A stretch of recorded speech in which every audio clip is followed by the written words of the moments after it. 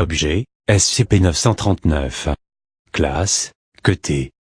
Procédure de confinement spéciale, SCP-939-1, -3, -19, -53, -89, -96, -98, -99, et -109 sont gardés dans les cellules 1163A ou 1163B qui sont des chambres de confinement de 10 mètres x 10 mètres x 3 mètres dans la zone de bioconfinement armée 14.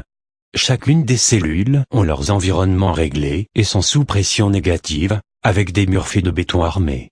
L'accès à ces cellules est régulé par une chambre de décontamination externe avec des portes de sécurité en acier étanche au gaz intérieur. Les fenêtres d'observation sont construites en verre feuilleté à l'épreuve des balles de 10 cm d'épaisseur protégées par un grillage électrifié à 100 kV.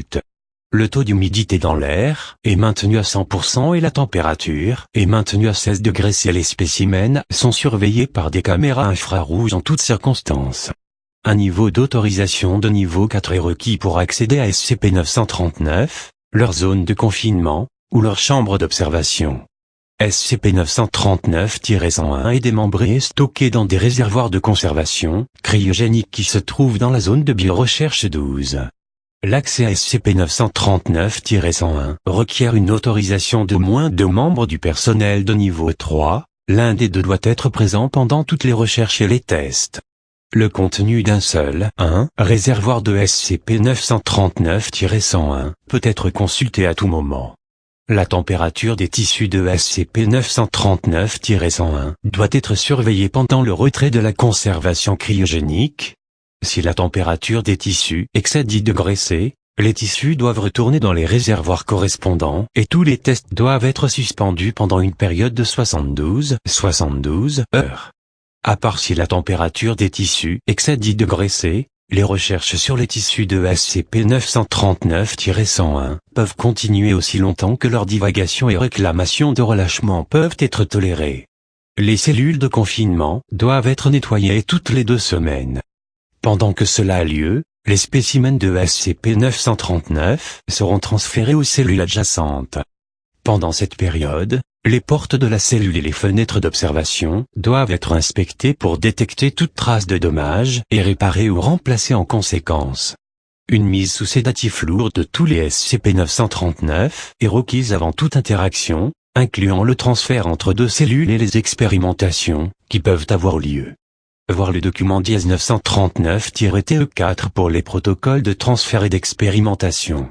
Un équipement asthma de classe 3 doit être porté par le personnel pendant les interactions avec les spécimens de SCP-939 et dans toutes les zones connues où SCP-939 a logé. Par la suite, des procédures de décontamination standard doivent être respectées par tous les membres du personnel impliqués pour éviter qu'aucune propagation secondaire d'agents amnésiques ne se produise. Après l'incident ABCA 14-939-3, tous les membres du personnel, sauf les classes D, interagissant avec SCP-939, sont tenus de porter, peu importe la durée de l'interaction, 2 cardiofréquencemètres imperméables à l'eau, pendant toute la durée de l'interaction. Ces cardiofréquencemètres transmettront à un système de surveillance sans fil indépendant du réseau électrique principal d'une installation, avec au moins un système d'alimentation de secours en veille. Si le cardiofréquencemètre d'un individu indique une ligne plate ou tout autre type de dysfonctionnement, le porteur sera présumé mort. Le personnel sera chargé d'ignorer toutes les vocalisations ultérieures du porteur, et une brèche de confinement sera déclarée automatiquement. Les membres du personnel de sécurité s'occupant d'une brèche de confinement sont également tenus de porter ces cardiofréquencemètres. De plus, des appareils de localisation sous-dermique doivent être implantés dans tous les SCP-939 vivants après leur capture. Description: les SCP-939 sont des prédateurs endothermiques qui présentent une atrophie de différents systèmes, semblable à celle des organismes troglobies. Les peaux des SCP-939 sont hautement perméables à l'humidité et sont rouges translucides, grâce à un composé chimiquement analogue à l'hémoglobine. Les spécimens mesurent en moyenne 2,2 mètres de haut en se tenant debout et pèsent en moyenne 250 kg, même si le poids est très variable. Chacun de leurs 4 membres se termine par 3 doigts griffus et un 4e doigt opposable qui sont couverts de soie, ce qui augmente considérablement leur capacité à grimper. Leurs têtes sont allongées, dépourvues d'yeux atrophiés ou même d'orbite, et ne contiennent aucune enveloppe cérébrale. Les mâchoires des SCP-939 sont bordées de rouge, faiblement luminescentes, et ses dents sont en forme de crochet, similaires à ceux appartenant à des spécimens du genre Cholurdu, mesurent 6 cm de haut, et sont entourés par des organes de la fosse sensibles à la chaleur. Des ocelles sensibles à la lumière sont présentes sur toute la longueur de leurs arêtes dorsales épineuses. Ces épines peuvent atteindre 16 cm de long et sont soupçonnées d'être sensibles aux variations de la pression et du débit de l'air. SCP-939 ne possède pas beaucoup de systèmes d'organes vitaux. Les systèmes nerveux, centraux et périphériques, le système circulatoire et le tube digestif sont tous absents. Le système respiratoire de SCP-939 est atrophié et ne sert à rien apparemment qu'à la diffusion de AMC-227, voir ci-dessous. SCP-939 n'a apparemment ni besoin physiologiquement de s'alimenter, ni de digérer les tissus consommés. La matière ingérée s'accumule généralement dans le système respiratoire de SCP-939 et est régurgitée fois la quantité suffisante pour inhiber sensiblement sa fonction.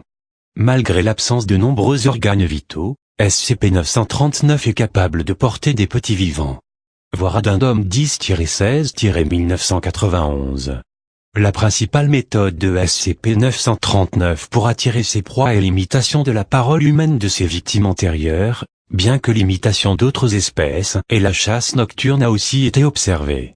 Les vocalisations produites par SCP-939 impliquent souvent une détresse importante. Savoir si les SCP-939 comprennent leur vocalisation ou répètent des phrases entendues auparavant est l'objet d'une étude en cours. Comment SCP-939 acquiert ces voix n'est pas actuellement compris. Des spécimens ont été observés imitant leurs victimes, malgré ne les avoir jamais entendues parler. L'analyse des vocalisations émises par SCP-939 ne peut pas distinguer SCP-939 des échantillons de voix des victimes connues. L'utilisation des systèmes de sécurité ou d'identification biométrique par reconnaissance vocale dans toutes les installations confinant SCP-939 est fortement déconseillée pour cette raison. Les proies sont généralement tuées par une seule morsure au crâne ou au cou. La force de la morsure a été mesurée à plus de 35 pas. SCP-939 expire des traces infimes d'amnésique de classe 6 sous forme d'aérosol, appelé AMC-227. AMC-227 provoque une amnésie antérograde temporaire, entravant la formation de la mémoire pendant toute la durée de l'exposition, plus une moyenne de 30 minutes. Il est incolore, inodore et sans saveur, avec un ECT 50 estimé à l'inhalation de 0,0015 mg, minute/mètre cube. Dans les environnements bien aérés ou ouverts, le risque d'exposition à l'ECT 50 est fortement réduit, mais non négligeable. AM-227 est généralement indétectable dans le sang 60 minutes après l'arrêt de l'exposition. Les sensations de désorientation et les légères hallucinations déclarées immédiatement après le retrait d'un environnement saturé par AMC-227 sont similaires à celles d'un usage récréatif de nombreuses substances psychoactives et sont facilement confondues en tant que telles.